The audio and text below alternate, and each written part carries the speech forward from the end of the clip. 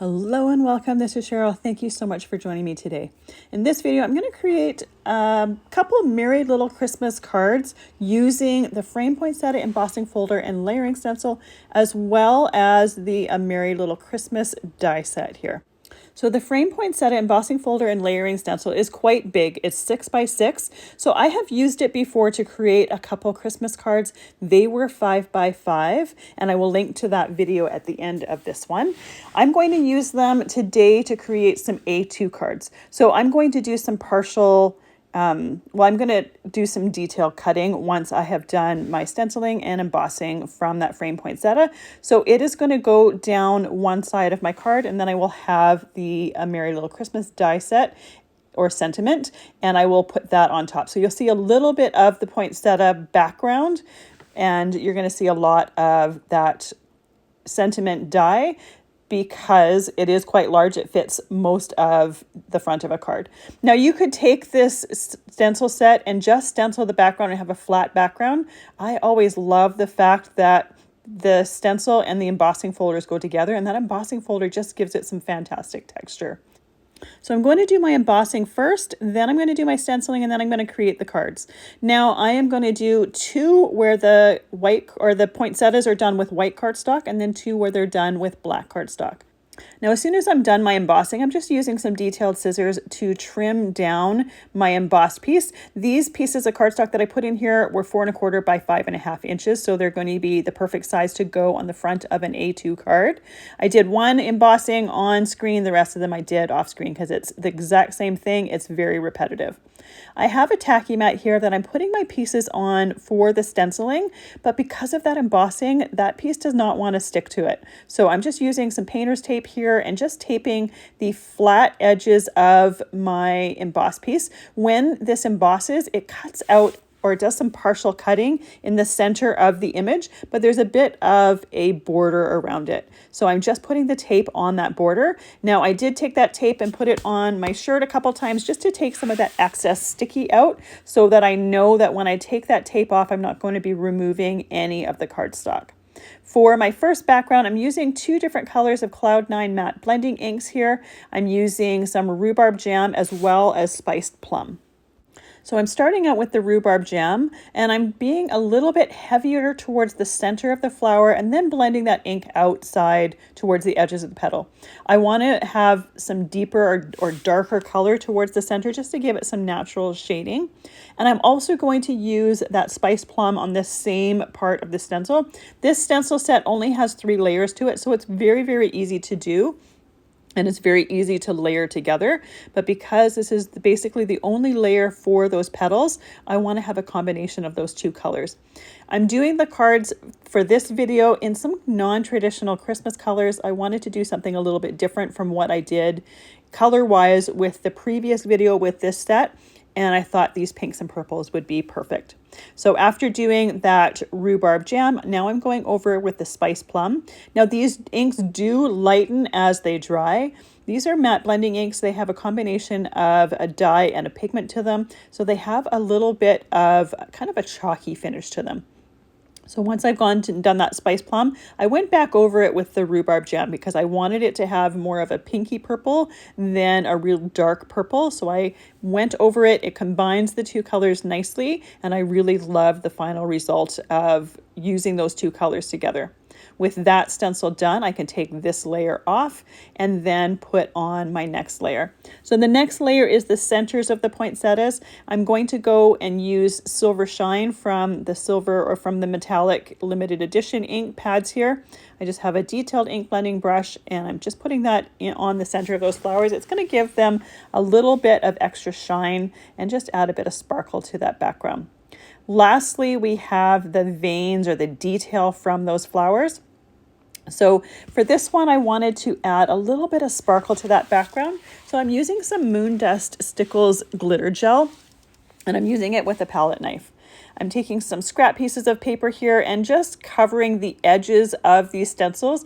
Sometimes when you use the Stickles glitter gel, it's really hard to stay away from the edge of the stencil, and I really don't want to get it on my tacky mat. It is washable, but it's always easier to just prevent and not get it on those open areas and not have to wash it off. So I have scrap paper all the time in a drawer, so I might as well use it and protect those edges just to make cleanup just a little bit easier.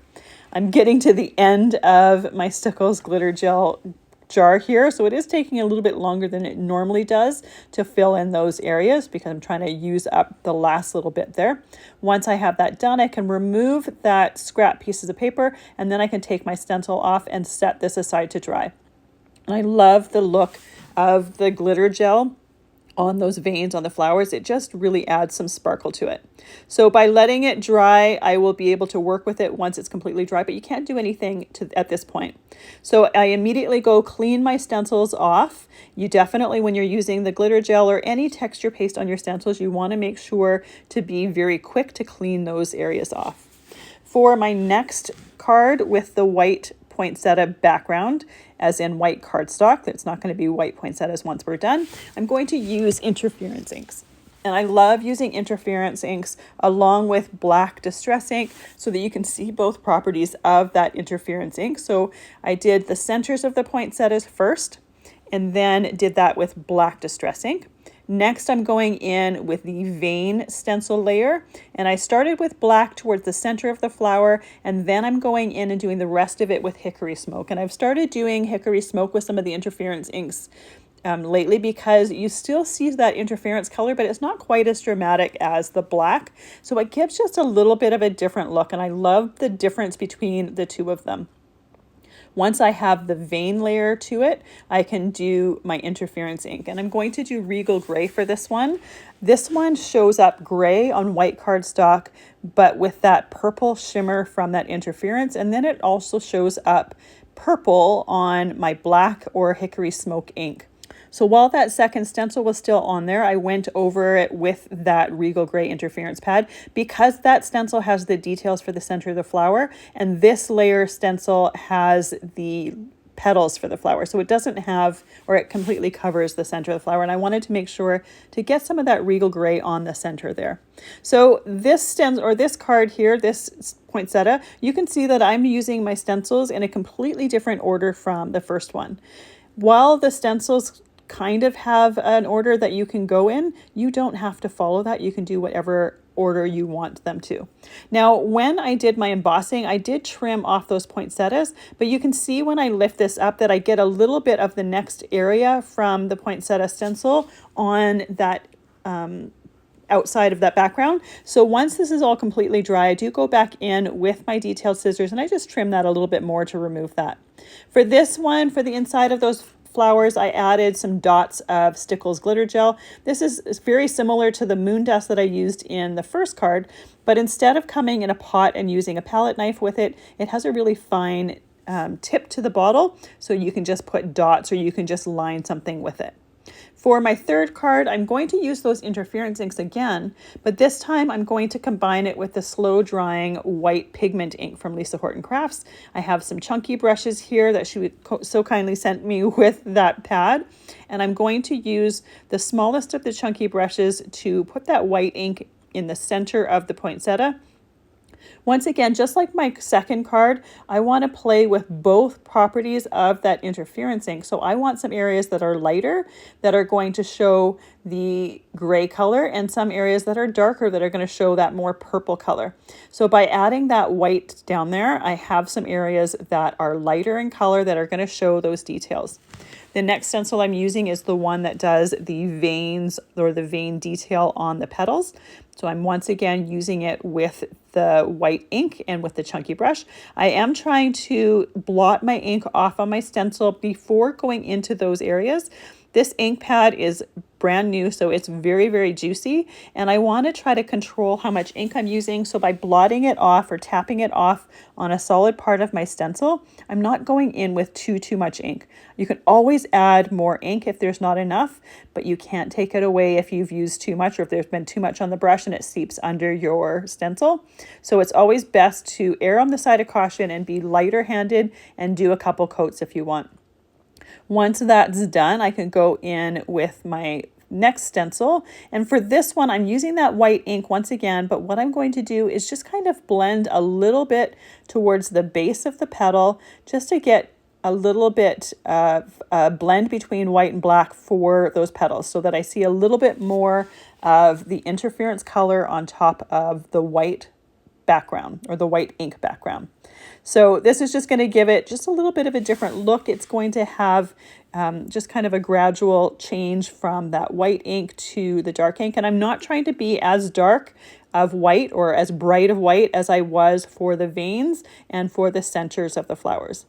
Once I have this detail done, I am going to take I have a microfiber cloth. I'm going to clean off that stencil so that I don't have any white pigment ink left. And I'm also going to use a heat tool to heat set that white pigment ink before I go in and use that interference ink. Using the heat from that tool will help to set that ink so it won't move and won't transfer. So once I have done that, I can take that stencil off, or before I do that, I can take the stencil off after I've used that matte blending brush or microfiber cloth to clean it off. Then use my heat tool, and it really doesn't take too long. There's not really a way to tell if it is heat set. I usually do it for about a minute or so, just making sure to hit all of the areas. Once that is done, I can put it right back on my mat, tape that in place, put my stencil right back over top of it. Now, I didn't go and wash my stencil under the tap. I only used that microfiber cloth to clean off the excess ink. I don't personally think it's necessary to go to the step of washing it under the tap. I think just using that cloth to wipe off all that excess ink is enough. Because it's a non-porous surface, it's not going to go into that surface. So I think wiping it off is fine. So next I'm using that interference ink that is the same color that I used for the third card, but here we're doing it on black cardstock with white ink instead of white cardstock with black ink. So you can see right away there's definitely a difference in the look compared to the last card. And I love the fact that just changing up that cardstock and then using white ink instead of black ink gives you that much of a difference. I think it looks really, really cool. So with that done, I'm just taking that same ink blending brush and I'm going over the center of the poinsettia. Because the petal pieces didn't have the centers, it was still that white ink, so I wanted to make sure to get a little bit of that regal gray interference on it. Once again, I'm going in with some Stickles and just adding some dots to the center of the flowers. It'll add that sparkle from the glitter as well as just a little bit of a different texture. Setting that aside to dry, for my last background, for my last poinsettia on the black cardstock, I'm going to use the Lisa Horton waxes. So I'm going to keep with the color theme that I've been using in this video. I'm using pink peony, rich purple, silver, and ice white gold. So the thing with the waxes is I use my fingers to apply them. It's the most handy tool ever. I am light-handed with them. You can always add more ink. It's just the same as when you're using ink pads. If you have too much on your cardstock, you can't remove the ink, but you can always add more. So I use that same philosophy with the wax paste. I try to be as light-handed as possible. I can always add more wax, but if I get too heavy on there, or if I get it in an area where I don't want it to be, I can't remove it. So best to be a little bit slower, a little bit carefuler, a little bit slower, a little bit more careful, and do light layers rather than accidentally get it too heavy. So I did the silver in the center of the poinsettias, the ice white gold towards the edges of the petals, the ends of the petals. I wanted just a touch of that gold there. And then I'm doing the pink peony, and then I'll go in and do the rich purple. Now the ice white gold, when you do it on white cardstock, it looks more like an iridescent opal-y color with a bit of a gold shine to it. But on black cardstock, it has more of a gold finish to it. And it's a really nice complement with the purple. Now, even though I have the 4 colors here, once I go and do each one of those 4 colors, I will go back in and just add a little bit more of some of the other ones, blending them a little bit more, just adding on top of areas where I kind of lost the color that I had put there originally. When I started blending this background here, I was kind of just making or putting the wax where on the smaller areas and then going to the bigger ones with the petals. I would instead do the petals first, then the centers of the flowers. You can always add more wax and go over top of it. When you're putting wax over another one, you kind of cover that color. It's a little bit more opaque. So you do want to keep in mind that if you put one color down first and then another color over top of it, it's going to cover it. So you can go back in and add more ink to or more wax to it. So it gives a little bit of a different look from that interference background, but I really love the look that it does give.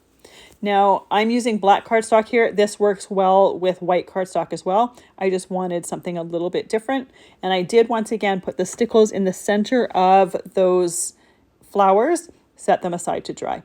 So once they were totally dry, I took my poinsettia pieces and I trimmed them down to make sure the edge was straight. And I made sure that they were 5 3/8, for this one, 5 3/8 inches tall. Then I cut a white mat that's 5 3/8 inches by 4 1/8, as well as a mat that is 5 1/4 by 4 inches. So my outer mat, I'm going to use inks to make it coordinate with my poinsettia piece. And I also have that Merry Little Christmas die set. I have them all cut in white cardstock, and I'm going to use the inks to color those mats or color those layers to put on the card. You could cut colored cardstock as well if you have a cardstock that matches perfectly, but because we're using inks, the easiest way to match those colors up is to use those ink to blend around the edges. Now this mat here that I'm using, the difference between this size and the one below it is only 1/8 of an inch. So there's really not a whole lot that's going to be shown. So I only need to do my ink blending around the edge. And even at that, I only need to do it around the right edge, the right top and the right bottom, because the way that I've cut my piece for the poinsettia, it's going to cover that whole left side. For one of the layers, I used that Spice Plum matte blending ink for the sentiment die cut, and then went over it with that rhubarb jam. And for the other layer, I just used the rhubarb jam. Now, because this sentiment has 3 different layers to it, you can get creative with how you do those layers. Because I had the Moondust Stickles gel for the veining, I could have taken one of these layers and done it with glitter cardstock, and I think that would have been absolutely gorgeous as well. I chose not to. I chose just to use plain cardstock and inks because I also didn't want to take away from the sparkle from those poinsettias because I really loved that detail on there. Now, you could have left that, or I could have left that Spice Plum as is. But again, just the same as when I was doing the ink blending for the poinsettias, I wanted it to be more of a pinky purple than a real dark purple. So it's really easy to do it. And you can see that I'm not being very clean and even-handed with my ink blending. I'm trying to make sure that there's some areas that have a heavier purple and some that have a heavier of the rhubarb, because I want to see that in my layers. So you're not going to see a ton of that ink anyways, but I just think it adds a little bit of interest to it. So once all of those pieces are ink blended, I'm ready to start assembling my card. I just have a white card base here, and I'm just layering up each one of those pieces, putting an acrylic block on there while I'm adding glue to the next layer. It just holds everything down nice and flat and makes sure that everything has good contact. And typically it only takes a few seconds for that glue to really start to set and grab the other layer.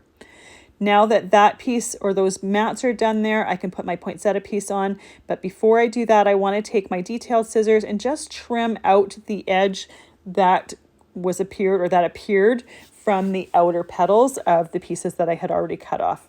I'm using some Barely Art glue here in a fine line bottle. It works perfectly for large pieces as well as small pieces.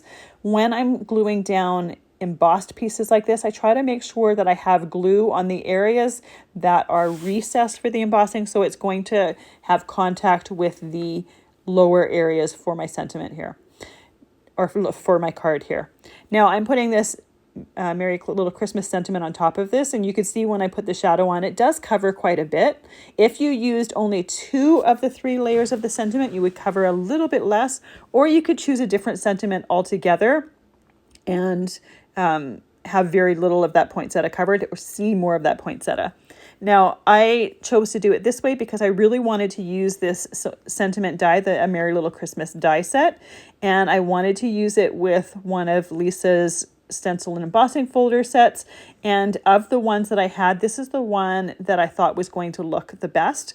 Another option would be to use this sentiment and then just do, say, a stamped background, or just an embossed background with no ink, and just have that sentiment really pop on the back of, or on the, with a base of just an embossed background. There's many different ways that you can do this. Now I'm doing all of my cards vertical for this video. You could also switch them, turn your card a quarter turn and have horizontal cards if you want. I tend to do vertical more than I do horizontal. I'm not really sure why, but I tend to prefer them. So once the layers of my sentiment are done, I can just go and add that to the card. I'll put my acrylic block on there for a few moments just till that glue really starts to grab. And then our card is done. And I absolutely love that you can see its poinsettias behind there, but don't have a full background. You have some of a plain background. For the next matte and sentiment, I'm using that Hickory Smoke Distress ink to ink blend on one of the layers for my sentiment. And I will also ink blend around the outside of my matte for this card. Now, again, I'm using the Hickory Smoke here. You could change it out and use the black soot, or you could do black cardstock. Either way, I just wanted to be able to show that interference ink and show the different properties of it, and be able to see some layers with the gray and more of the purple shimmer, and then some layers with more of the purple color.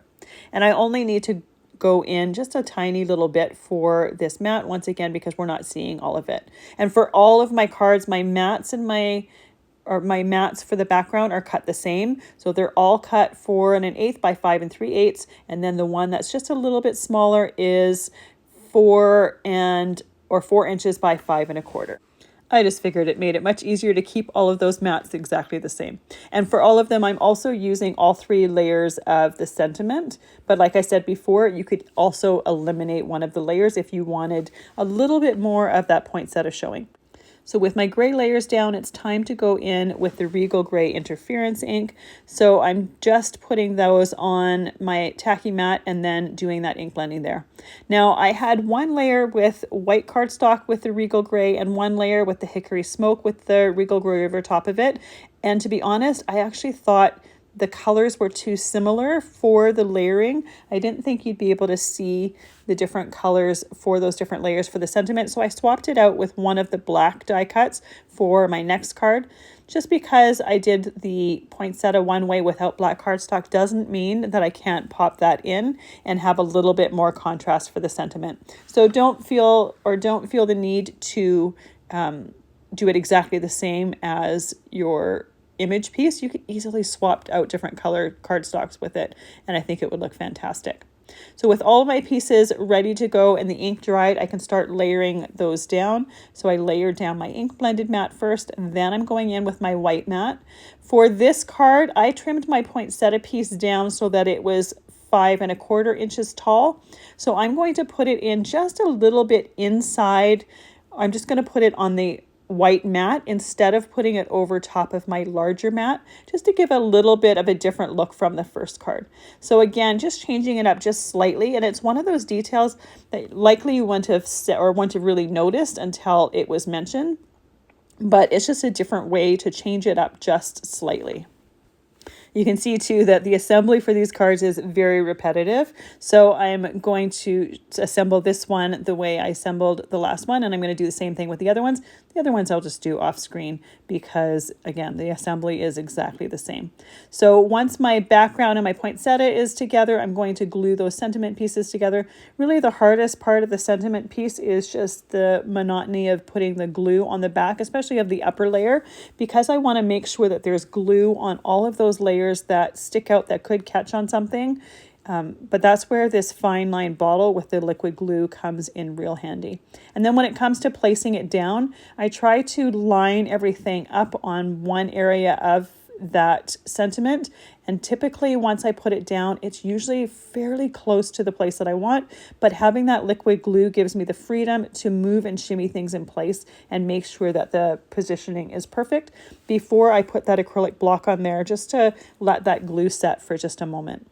Then I can add it to my card and once again put that acrylic block on there to let that glue set.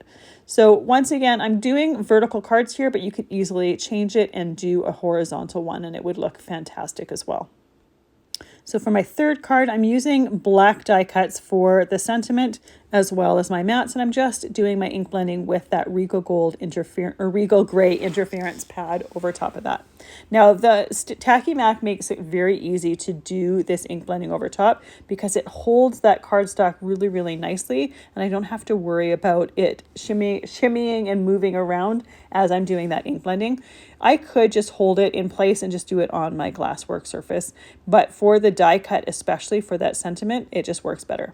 And then off screen, I assembled everything and I love the different layers and how it looks. For my last card, I assembled the mats and the poinsettia piece, and now I want to do a little bit of that wax on my sentiments here. So I have a couple of the layers and I'm using that ice white gold as well as the rich purple. And it's just going to have a nice complement with each other. Now, like I said before, that ice white gold has more of a gold, it's just plain gold appearance on the black cardstock, so it really just looks like it's gold. When I'm doing this ink blending on here, I am being fairly light-handed, even though I'm not worried about staying on an embossed surface like I was when I was doing the ink blending on my poinsettias. I want to make sure that I don't have a whole lot of excess wax that I'm just having build up on the edges of that sentiment. So by being light-handed with it, I can make sure to get that wax on the card and not on the edges of the die cut, and the heat from my fingers kind of melts it a little bit, and you kind of get a feel for when you don't really have any more wax on your hands and once it's already on that background. So once I have that done, I can just assemble those layers just the way I've assembled all of the other layers. And here is the final result. You can see that with that black background, it is quite dark, but when you tilt it in the light, you get the beautiful shimmer and the beautiful luster from that wax. Then we have our interference one with that black background. And again, it's definitely darker than when you see the ones done on white cardstock, but it's great to have an alternative and a different background to do them on. I love the fact that you can get so many different looks with exactly the same embossing folders, stencils, and dies, and very similar inks or very limited pink or a little bit limited palettes, but you get such a variety of different looks to it. Here is the matte blending one. I think that one might be my favorite. I just love the pink and the purple combined.